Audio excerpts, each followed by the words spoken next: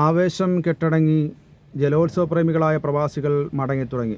ലോകമെങ്ങും പ്രശസ്തി നേടിയ നെഹ്റു ട്രോഫി വള്ളംകളിയിൽ പങ്കെടുക്കാൻ നൂറുകണക്കിന് പ്രവാസികളാണ് നാട്ടിൽ എത്തിയിരുന്നത്. 4-5 ദിവസത്തെ അവധിക്ക് വരെ വന്നവരുണ്ട്. അമിത തുക ചെലവഴിച്ചാണ് പലരും നാട്ടിലെത്തിയത്.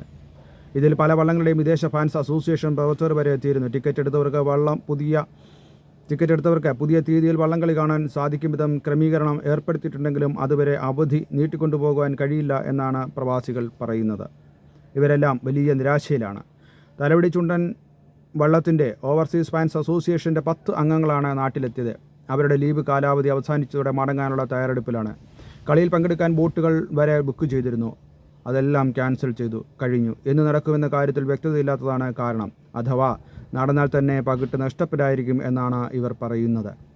ദുരന്തമുണ്ടായപ്പോൾ വള്ളംകളി മാറ്റിവെച്ചതിനെ സ്വാഗതം ചെയ്യുന്നുണ്ട്. എന്നാൽ ക്ലബ്ബുകൾ കടക്കണിയിലായതിനെ തുടർന്ന് മിക്ക ക്യാമ്പുകളും പിരിച്ചുവിട്ടു കഴിഞ്ഞു.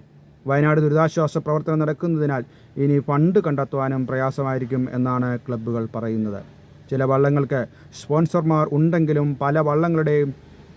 പല വള്ളങ്ങളും നാട്ടുകാരുടെയും ഓഹരി ഉടമകളുടെയും സഹായത്തോടെയാണ് പരിശീലനം ഉൾപ്പെടെയുള്ള കാര്യങ്ങൾ നടത്തുന്നത്.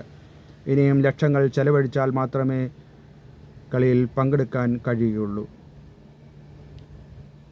ഇതാണ് ഇന്നത്തെ ജലോത്സവവുമായി ബന്ധപ്പെട്ട് എടത്വ എഡിഷനിൽ മലയാള മനോരമയിൽ വന്നൊരു വാർത്ത.